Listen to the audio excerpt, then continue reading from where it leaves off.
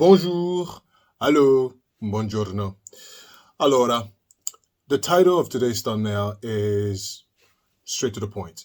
Empathy is dead, at least here in the United States, and why nobody cares about you.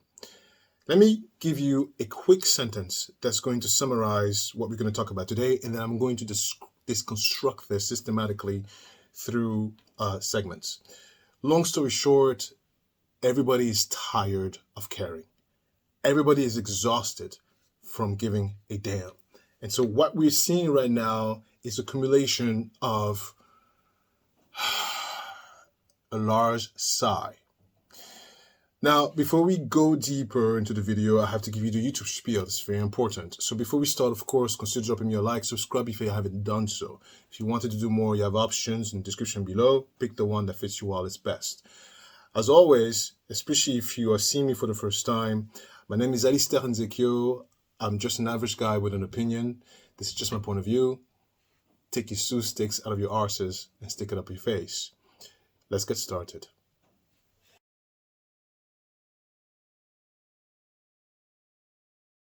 The current political climate that we find ourselves in has crossed a threshold of no return. I'll dive deeper on that in my final thought. But if you turn on the TV, whether social media, even in the rural places of Italy, I was in Calabria visiting my in-laws, the politics was there. The politics was there. So it's inescapable. To give you an idea how palpable this situation really has become. The theme that you find online is the FAF, for F around and find out. That is attributed to the insensitiveness, and I explain to you later on why that's important. The insensitiveness to people that have lost their jobs, people who have lost their right, people who have lost their lives. The measles outbreak. The measles outbreak is a perfect example. These are children who are literally dying. It's preventable with a vaccine. But the perception has been so disrupted that even with kids dying, there's a laughter, there's a glee, there's a joyfulness. I personally think I haven't lost my marbles yet to be able to completely be desensitized and to get to a point where, I've lost every sense of caring. But I am human and you are human. It's just a matter of time before that threshold point, which I will explain later, create this chasm of no return, because it's happening and there's no going back. I will explain later in my final thought. But all of that, again, comes back to one important point, is that people are tired of caring. They are exhausted. And they're exhausted because of, let's go to my next segment. The wage gap. Let me explain to you why that is absolutely important. Why this particular metric nobody talks about and why this is super important. When it comes to money, money is important, right? Of course. It's important for what? It provides stability. Stability, of course I knew that, but no, listen to me. With stability, you are able to intellectually spread your wings. You're able to capture and get more information and broaden your horizon because you don't have to worry. With that, the stability that the finances provide, you end up in a never-ending loop of despair, stress, and scapegoating. Scapegoating is an important point because at some moment you start to ask yourself, why me? Why me? And why this person comes in here from this country and does so much better than me? And so the scapegoating directs most people to the immigrant population. I'll dive deeper into that category in this segment, so stick around. Let me explain something more. During the pandemic, it's no secret the pandemic was very difficult for a lot of people. I mean, I almost went under as a business, almost went under. But you know what it did during the pandemic, and nobody talks about that. But I'm here to tell you. From 2020 to 2021,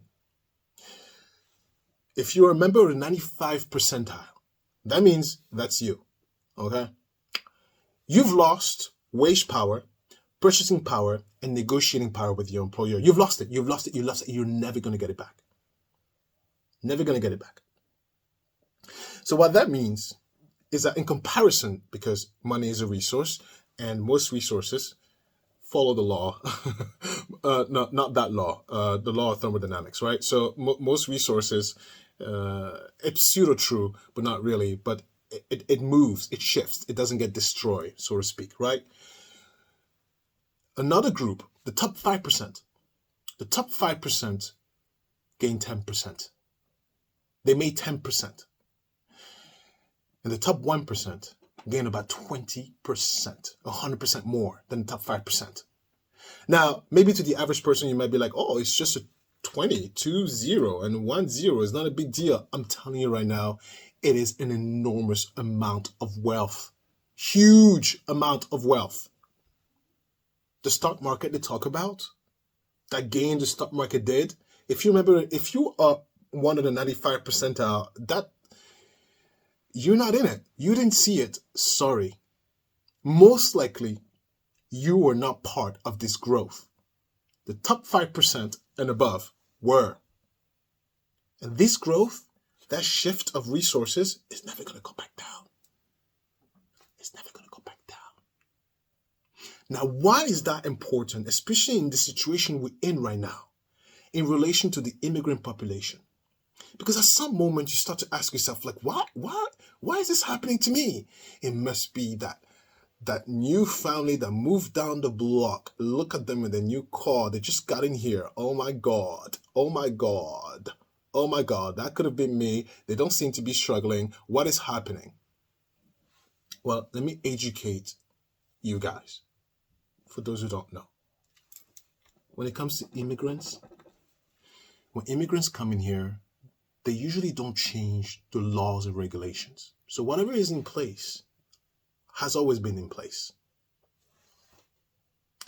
The second part, when it comes to the immigrant population that moves here, they're educated, they have a skill, and because most people don't like to immigrate, it's a lot of work, so they're also risk tolerant. So they're most likely to take a risk. The third aspect when it comes to immigrant population, contrary to what people believe, is they don't have as many opportunities as the natives. Matter of fact, this is the reason why they are 25% more likely to start a business. And in some states, 40%. 40% of new businesses are created by immigrants. 40%. Some states rely on the immigrant population to stay afloat. Not just the ones that work in the field, just in general.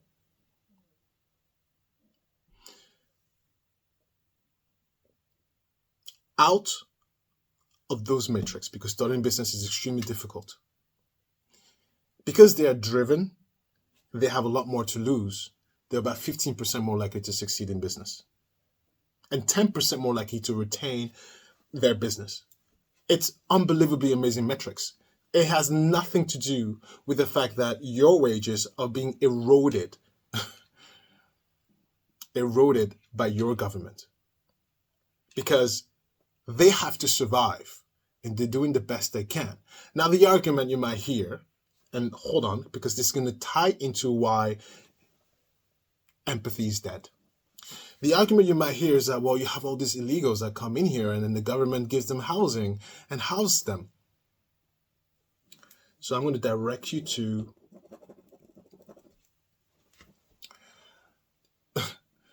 I'm talking as if it's a debate. I'm going to tell you how it works. When you have someone that immigrates to a country, most of the time you don't get the elderly, you don't get the newborns. Most of immigrants are working young people. From a tax perspective, you as a native, when you are born, you are expensive. Someone has to pay for you to eat. The state has to make sure you're safe, secured, all the way up until you start paying taxes. When was the last time, if you remember, you had a good paying job after being born? A career starts in your early 30s. So for 25 years of your life as a native, you are expensive. You have no idea how much you cost to the state. When you have an immigrant that comes into a country, already in working age, they don't have to spend that money. It's cheap capital. So to you, you might say, oh my God, they're paying rent to this immigrant family for 2 years. You don't know how much they spend on you for you to be able to get a job. This situation is way above our pay grade for the average person because the average person does not understand semantics like this.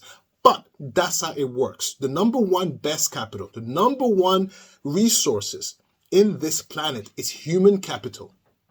And if you could get it for free, you take it.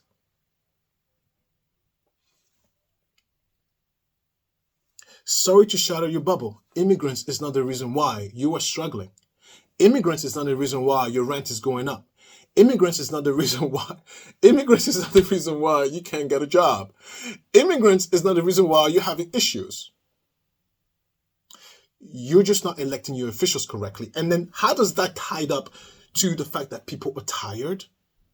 It's because the average person doesn't know that. So in their mind, they are exhausted.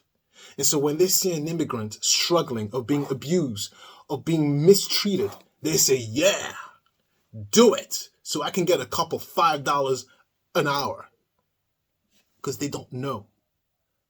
They're so boggled down with the struggles of life and the increased wage gap that they cannot comprehend how things work because they don't have the intellectual space and capacity to think outside the box because they're so boggled down with their bills and their expenses and they cannot see through the muck.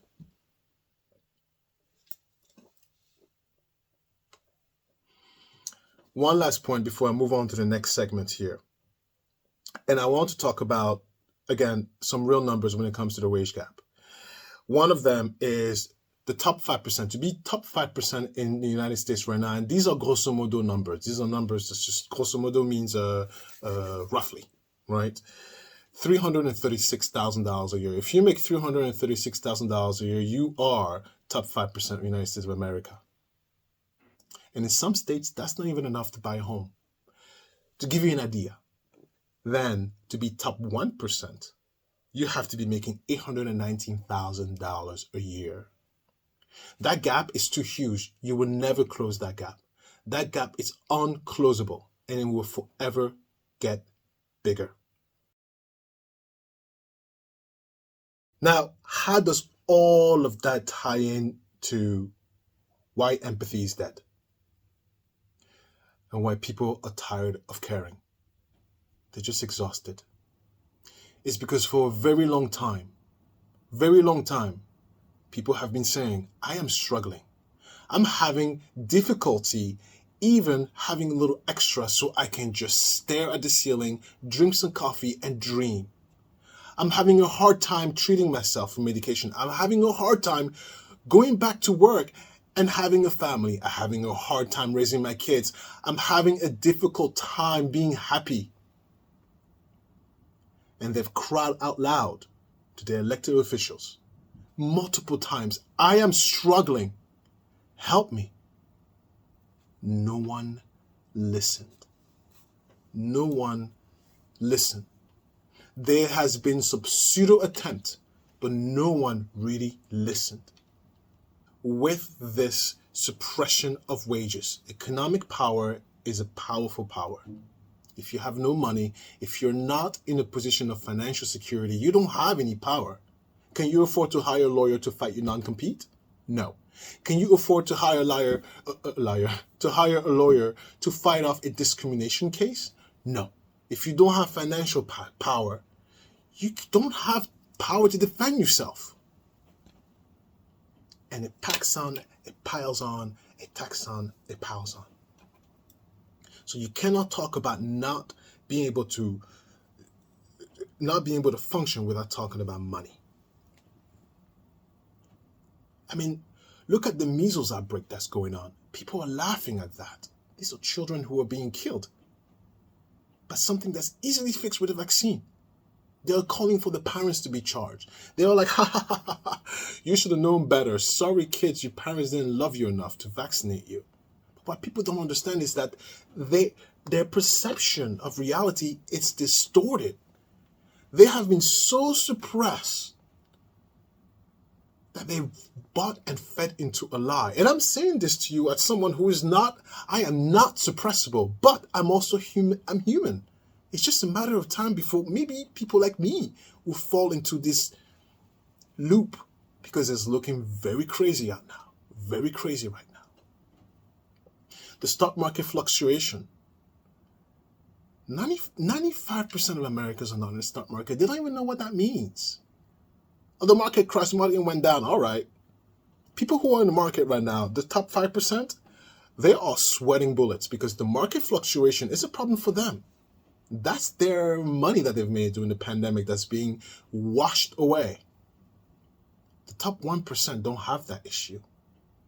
The top 1% are literally immune to almost everything. So for them, a market downturn is great. They get things for free. They get things for cheap. It's great. And so now what's going on right now is affecting every facet of society. Rich, poor, medium. And people are tired of caring. People are tired of saying, I need help. People are tired of saying, don't do this. You know, if you go this way, it's going to be dangerous. So when you find yourself in a predicament where you're crying out for help, nobody's listening. Nobody's listening because they are too exhausted from screaming, from asking for help. They're too tired of caring. I told you on the first segment that I'm going to elaborate a little bit as to what this reminds me of. And I've seen this before once in history. What's happening right now has happened before. And it's not Germany. I know what people might think. It's not. It's the French Revolution. The French Revolution happened exactly like that. It was a nexus point. We are at a nexus point between the French Revolution and here in America. During the French Revolution, when they guillotined the king and Marie Antoinette with her famous phrase, let them eat cake. What people don't know, unless you're maybe French, is that Marie Antoinette was a child. She was a child bride. She was very sheltered, very cuddled. And Louis XVI, was a gentle king who was actually the most liberal king of his era. He wanted to concede power. He had issues with his people suffering. He had a problem with the way his people were being treated. He made no secret about that. He wanted to connect with his people. It was the clergy and the nobles who were like, no, I'm not conceding my land. What do you mean? No. The people were crying out, it's getting too expensive. I need to reduce my taxes. I can't work the land so hard. My kids are starving. My back hurts. I can't even treat myself. I am suffering. The king understood and heard all that, and he wanted to make change. But he was not trained to handle the state with an iron fist, so to speak, or be involved in the affairs, because he gave the order, make it happen. But the clergy and the nobles didn't want that. And they let the people suffer. And they said, eventually they'll be quiet. It's not the first time that people have complained. But this time, at this inflection point, they had enough. They were no longer listening. They were no longer listening. Because the king, it was no secret that he wanted better for his people. They were no longer listening. The people were no longer listening. They were tired of caring. They were done. So when Louis eventually fell to the revolutionaries, He was like, yeah, I mean, I don't know why you arrested me. Sure, you want this power? All right, here, leave me alone. I never wanted this anyway. And the revolutionaries were too tired of caring. They took the signature and killed the king.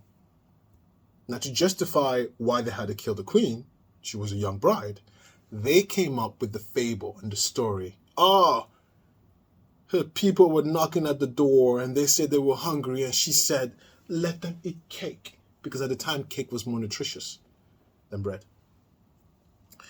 And so this never really happened. These two couple, Marie Antoinette and her husband, were murdered unjustly.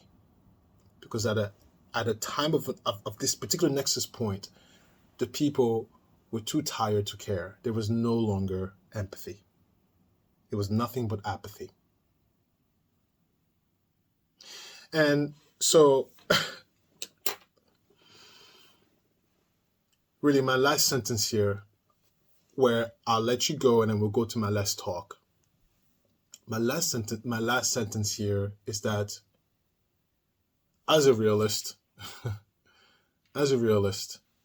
and someone who's a little bit on the nervous side in terms of, it doesn't take much to spook me. I'm not the type to wait that long until the guillotine comes on my head. So as a realist, I got to tell you, this feeling is real. The FAFO, the tired of caring, the lack of empathy, it's real. It's not an illusion. Make the best decisions for you and your family. Or, of course, your loved ones. It could be the wrong advice, but that's what I'm doing. I'm not caring or worrying about anybody else but my immediateness, because what I see coming is at a level that is not going to turn back. Because when we get to the point of all these people who got fired, right, from their job, let's just say out of those people, one of them didn't vote for Trump and their friend voted for Trump. How are they going to be friends? You voted for my job to be lost, and here you are with a job. How are they going to be friends? And how about the people who lost their right? Segregation is legal. So what if, as a black immigrant, I'm naturalized, in case you call ICE, but what if I get mishandled by federal authorities? How am I going to look at my friend who voted for Trump and say, thanks, you did this to me? Do you understand what point of history we're at? The perception is so big that even the moral compass don't align anymore. This divide is a chasm and there's no coming back. It's going to be a generational divide, because then my daughter, I'm going to tell her, anybody who voted for this man who took your papa and rough your papa in detention for no reason, run away. I'm human. I mean, I've told you many times, right? I am married to a man, and there are plenty of people in this channel who were like, I didn't know you were gay. I'm not following a gay guy, right? But as if that bothers me. But listen to this, right? Do you really think I'm going to have my daughter marry a bigot?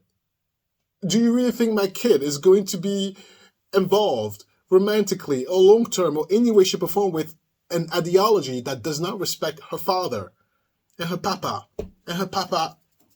skin color? Right? So all this stuff is generational. This chasm will only get fixed when we all pass away. It's too late. This is my opinion. It's too late. And so you'll be breaking your head trying to solve something that I think is not solvable.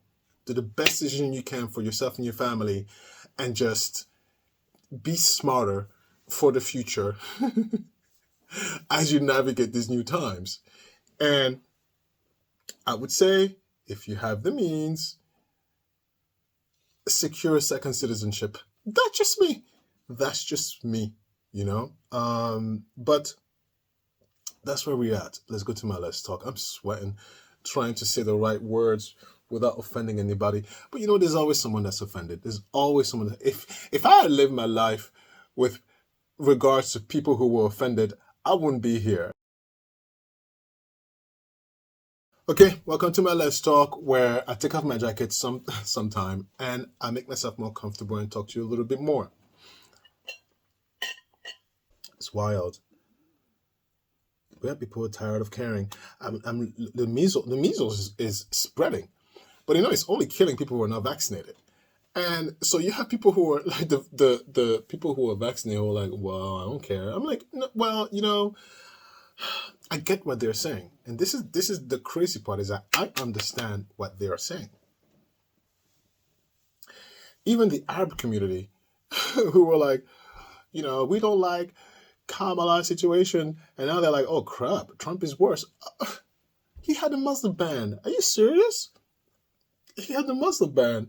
Did I ever tell you the story in 2016 when Trump first came out? I was going to vote for him. Hold on before you throw tomatoes. And you know, I pride myself on two things. You know, my best attribute is not my six pack. It's not my beautiful eyes. It's none of that. My best attribute is my head and my critical thinking. And I remember I was like, oh, interesting. That's a new candidate. Everybody was like, yeah, he's not bought by this. He's not bought. But people like to hype stuff up. Listen, if you live in a world where you say no to everything, you're immune to being hyped up. You can hype all you want. Let me, what's going on? And then he opened his mouth. The first thing he said that I was like, what? He said that Mexico brings the sexual assaulter and the worst of their kind. Really? Oh, interesting statement. And then he went on to say that people from African countries are poop hole countries. I was like, oh, well, I'm originally from Africa. How interesting. How interesting. And I was just like, woo. So it made me look even deeper into his situation. So 2016 is around the time where I started my company. I started my company in 2013. 2015. Well, 2015 is when I was like, woo, soaring. So 2016, I was like, okay, who the hell you is? And I started looking, you know, the apprentice was going on, and I started looking and I saw the bankruptcies. Now, people make excuses for bad behavior, but do you understand when you have a bankruptcy, it means you're irresponsible in more facets than one. You're responsible with borrowing money. You're responsible with lending money. You're responsible for paying your bills. You're responsible to the point where they say close shop and tell everybody, guys, sorry about that. He's so bad. You all lost money. Sorry about that. Just 5 times. It makes me wonder the people who went like at that point. You must have like people are just enamored. But what? What? I looked and I was like, what? And I was just asking myself, how does one does business with someone? Like, you know, when I go and do a contract, you have no idea the level of investigating I do. First of all, I look up the company's social media. I look up the employees, I look at the staff, CEO, CFO, I analyze everybody. I look at your social media, what kind of rhetoric you say, who you are, what kind of stuff you say. Because when I go in front of you, I need to be able to be like, I love I love a short strawberry shortcake too. And they go, me too. And I go, you do? Please, I saw on your post. I don't like it, but I was investigating. It's strategy that you got to use, right? So I went in there and I was like, you could see a bankruptcy. It's not that hard. It's not that hard. It's not that hard. It's not that hard. It's not that hard. And I'm like, how are you still doing business with someone who is bankrupt? Like, you are just asking for it. How are you a contractor taking business from someone who's went bankrupt? Like, contractors, idiots. And it's like also even with the farmers right now who's having issue with the immigrant situation. You know, who said that to me? I think it was my nephew who said that to me. He said, Uncle Alistair. Yeah, it was my nephew because Uncle was said. He said, Uncle Alistair, what do you think about this stuff? Was it Nebraska? Nebraska. Actually, all the farmers in general. Oh, no, no, no, no, no, no. No, no, no. It was the farmers in Iowa. I said, number one, let me explain something to you, little boy. Little boy. We talk like that. I said, to be a farmer, people think it's like, first of all, it's a dirty job, but it's a very intricate job. It's a business it's a big scale business. You're not stupid if you're a farmer. If you're a farmer, you have to be able to, two things. You have to balance a budget book, balance a check, profit and loss. You need to understand inventory. You need to be able to count inventory. You need to also be able to order ahead of time based on the weather, the political. There's so many things that are forefront. I think farmers are one of the smartest people. Farmers, yes, of course, you have to be. You can't be a bimbo and a farmer, right? And that means they know that their workforce is illegal immigrants. They know, like 65%, they know. So to go ahead and vote for someone who you know is going to try to deport all your workforce, what do you think is going to happen? And so that's where the whole FAFO comes out. It's like, well, why are you sad about that? And that's why I come in. I'm human. When I think about that, I go, wow, yeah. Why should I feel bad and sad? It's just a matter of time before we all succumb to it. I have a heart, I have integrity, but I'm also human. It's just a matter of time before enough of those happen, before even I turn and become like, ha ha ha. It's just a matter of time. I'm human. And it's not even year one. You imagine year 2 and 3. And I keep saying Medicare and Medicaid, it didn't hit yet, but it's coming. What's today's date? Today's April. Is April 1st? Can't be April 1st. Anyway, I guess it's April 1st. Today is April 1st, meaning it's kicked in. It's kicked in. So depending on what state you are, depending on your healthcare plan, your medication are more expensive as of right now. Depending on what you have. And it's only going to get worse every month because, I know people who work on that. hmm The only way out is if he unfreezes the money that Biden gave for the Medicare and Medicaid programs, which I don't think I haven't heard. I don't think he froze it. I don't think he unfroze it. So April 1st, it has begun. I wouldn't be surprised if you see it in the news.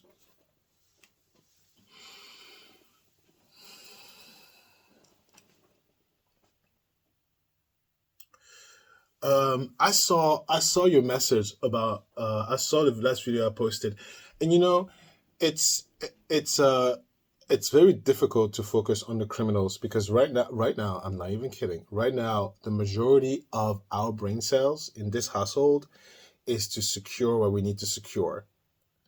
And so, it's all brain cells on deck. And I mean, just yesterday we got bad news, right? Because listen, the other countries are also going to be like, I don't know if you want Americans here. So laws are being changed as we speak. And I don't know if they're targeting specifically certain types of people, not color-wise, but but we've hit a snag. But I'm like, nope, we're gonna push through, ignore it, not really, and just make it happen. It needs to be signed by latest June of next year. Otherwise, we're not gonna be stuck. We're not gonna be stuck. We're dual citizens. We're not gonna be stuck. But more in a sense of like, I need to be able to work. So worst come to the worst, I just pack my daughter and my husband and we get out of here. But once I get there, I got to do something. I got to do something, right? So I'm just securing my operations over there. So when I go there, I can make an income in euros. Yeah. in euros because I don't. First of all, I don't believe in not working. If I'm able-bodied, I have to work. And the second thing is that I'm not designed to stay at home and not do anything. I'm designed to work. Mm. Can I be silly? Christopher was even saying, welcome to the watch. We go there and you do OnlyFans. And can I just say how my brain didn't instantly like, no. I was like, oh.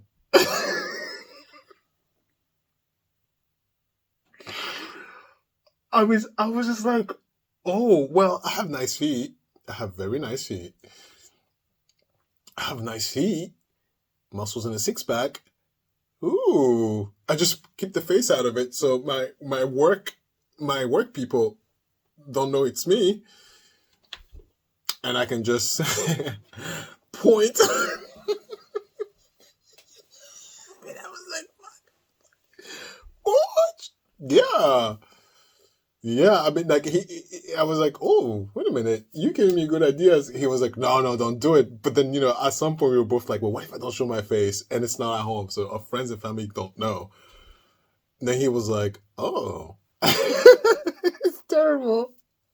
Nobody will know. Nobody will know. Nobody will know. Nobody will know it's my feet. Nobody will know it's my body. Nobody will know. The only way you would know is if I do it at home, my friends and family would know because they've been here. They'd be like, this is not Alistair, right? But if we're over there, you don't know how that looks like. I talking to you as if it's a done deal, right? No, I'm telling you because it's something that has crossed our mind. It started as a joke and it's stuck in our heads as like, why not? I'm honest, please. And besides, I'll never advertise it the way you might think. So you will probably never know and see it. But it crossed the mind. And I was like, oh, maybe I can do this before I'm 80 and in a cane, right? I'm 40. I still got it. Why not until I don't got it no more?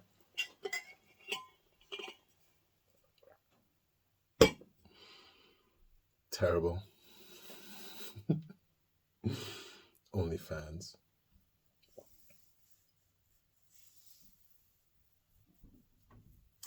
No, I'm not cut out for it.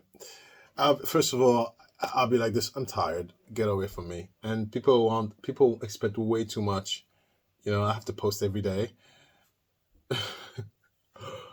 Yeah, see, like if I was born in a time where social media was big, sure. I mean, I was born in a time where you had to dial like this, and then hello. And then by the time I went to college, I didn't have a cell phone. My first cell phone was out of college. It was wild. So the idea of taking a picture before you eat, like I'm not in that era. We're very much in the moment. We barely take pictures.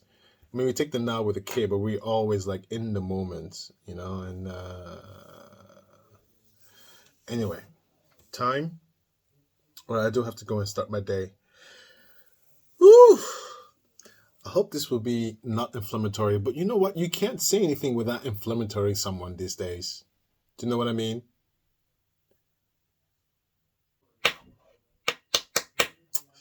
And then I was like, ha ha ha.